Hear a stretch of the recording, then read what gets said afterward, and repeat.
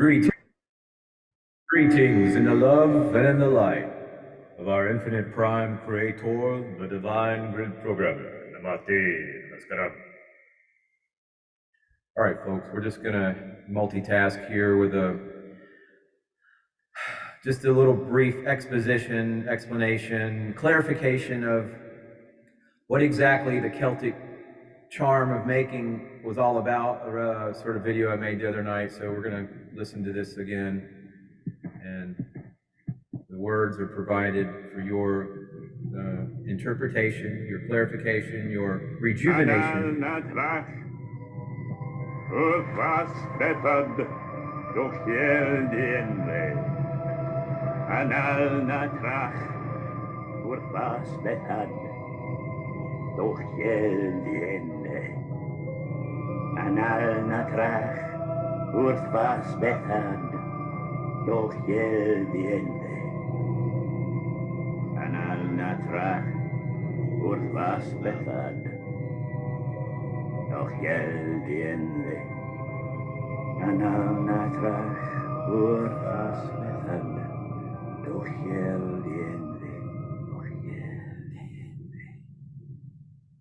All right, so folks, you heard there for your education, for the Umbanda New Earth Ashram for compassion, strength, and education.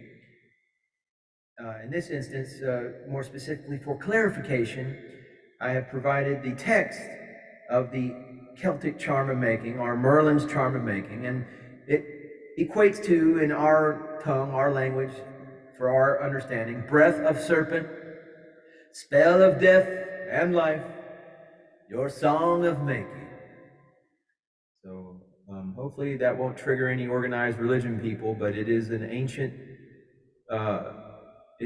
ancient charm of life, death, destruction, creation. After all, it's all part of the same charade, the same little shadow show that we're all part of here in this 3D mutant matrix. Now, for further elucidations, clarifications, and rejuvenations of spiritual rejuvenations, we're going to continue on with the quantum consciousness and the heart resonance, frequency theory resonance from Dr. Abdullah. And we've gone over a couple of the parts already, so here we're going to go with the vagal. The vagal nerve is never vagal. Please, I'll have a vagal nerve, extra cream cheese. The afferent cardiac neuronal traffic and consciousness. Now, I will just say this before I launch into reading from this report. The vagus nerve, vagal nerve, one way to activate that, and the benefits of activating that are because it completely rejuvenates your mental points of reference. And if you were to breathe in through your nose, let's say, to a count of 6, full, and then on the breath out, you breathe out to a count of 8. So whatever you're comfortable with, whether you can breathe in for 4 counts, 10 counts, whatever, as long as you are breathing out on the out breath 2 seconds longer at minimum, you are activating through that cycle of breathing your vagal nerve, your vagus nerve system.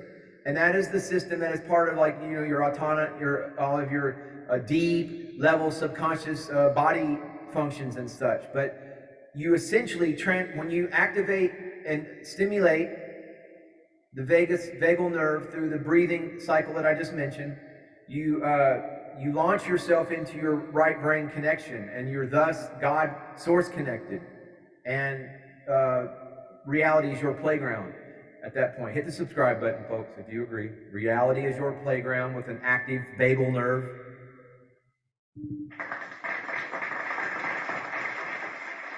Namaste, namaskaram. So continuing on, and now this is the report, quantum consciousness and the heart-based resonant frequencies theory. The field of neuroradiology is relatively new discipline, which was discussed first time in a scientific conference and king of organs, 2008, Saudi Arabia, the meticulous and sophisticated neurological afferent pathways, as well as energetic dominance of the heart over the brain, was astonishing for the modern scientific communities. Yes, Carl Pebrams proposed that low-frequency oscillations generated by the heart and body in the form of afferent neural, hormonal, and electrical patterns are the carriers of emotional information, and the higher frequency oscillations found in the EEG reflect the consciousness.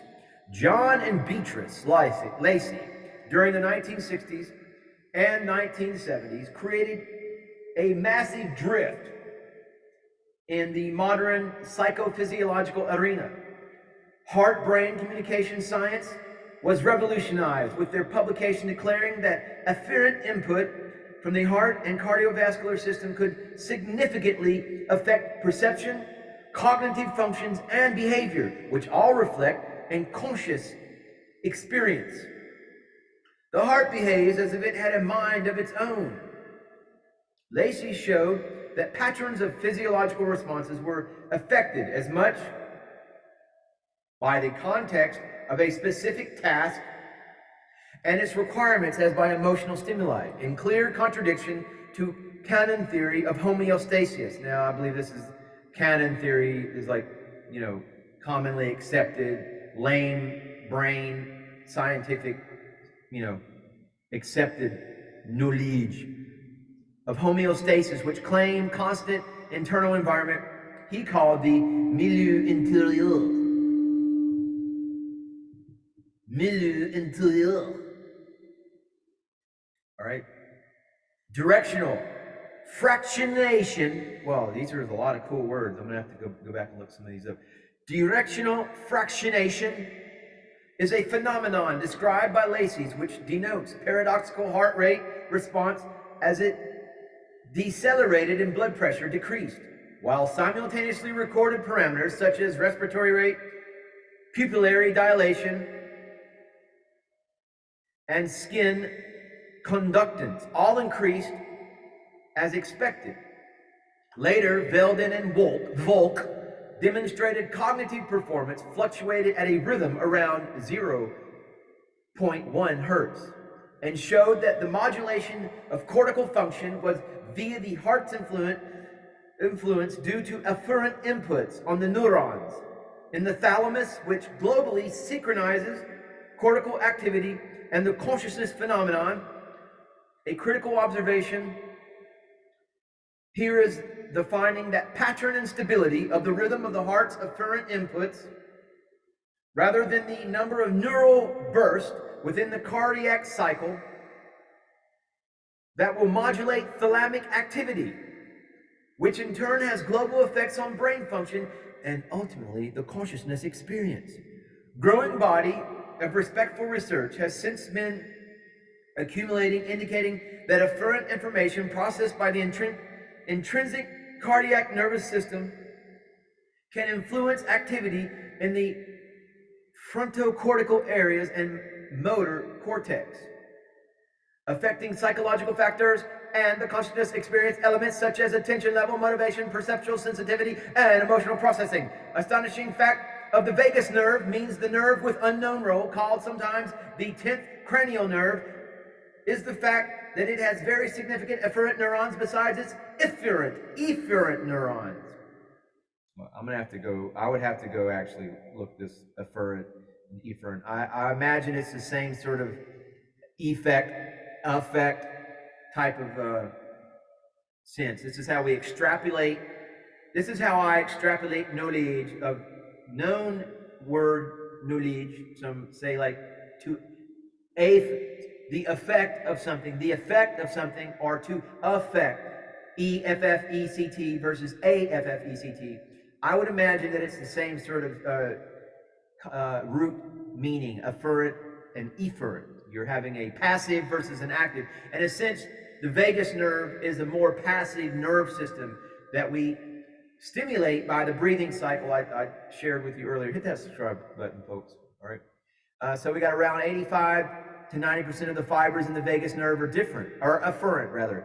the majority of higher brain centers, as well as the emotional experience and cognitive. I think I read that, did I? Vagus nerve carries afferent connections to the deep nuclei of the brain. Yes, that's how you change your perception, stimulating that vagus nerve. So this is interesting that we're getting into all this hard scientific data of the heart and its connection with the vagus nerve center. Vagal afferent nerve stimulation was shown to reduce migraine and cluster headaches. Exactly how that breathing cycle, breathing in, 6 counts, 6 full breaths, or 6 counts of a steady inflow. And then on the way out, as long as it is longer than the in-breath, just use that as your mark, your guideline, 2 seconds longer. It could be however, whatever your lung capacity is comfortable with. But the out-breath being longer than the in-breath activates, stimulates, correlates, meticulates the vagus nerve system. And thus it has connections with your strongest organ, king of organs, the heart, which is the power of prayer, the engine of God. The engine of source connection is our heart. Go on and quote me on that. That's I just made that up, the engine of God. I like that.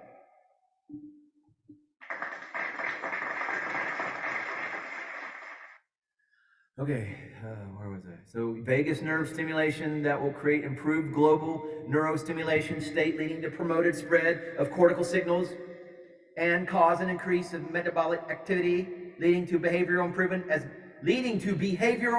as measured with the Coma Recovery Scale Revised. What the heck is that? Coma Recovery Scale Revised. I would have to look that up. I'm going to do it right now. But that's interesting. This is fascinating that now. What is this? Coma Recovery Scale Revised. I don't know if this is showing up. Oh boy, I might go through that. But anyway, so it's something cool. Visual function scale, auditory. Oh, it must be, it's like a performance chart. It looks like object localization, visual fixed localization of sound. So this is like, I would imagine this coma recovery, duh. Like if you were coming out of a coma, they're measuring all of your body metrics, if you will. So, but the vagus nerve stimulation, how it's combined with that deep, like a coma state, your heart, your engine of God, the source, engine of the source connection. So anyway, that was further, going to continue to, it looks like there's quite a bit more in this article, but it's a fascinating article in that it provides, ever from the very beginning of this article, it's provided not only its intended information dissemination, but because the context of it all is extremely creating the vagus nerve stimulation within just merely me reading it and sharing it within the context of this report is providing branches of avenues, further vectors of information dissemination. So hit that subscribe button, leave this video a thumbs up, like this guy, and stay tuned for further information and heart frequency resonance demonstrations and quantum theories of consciousness and source engine connections.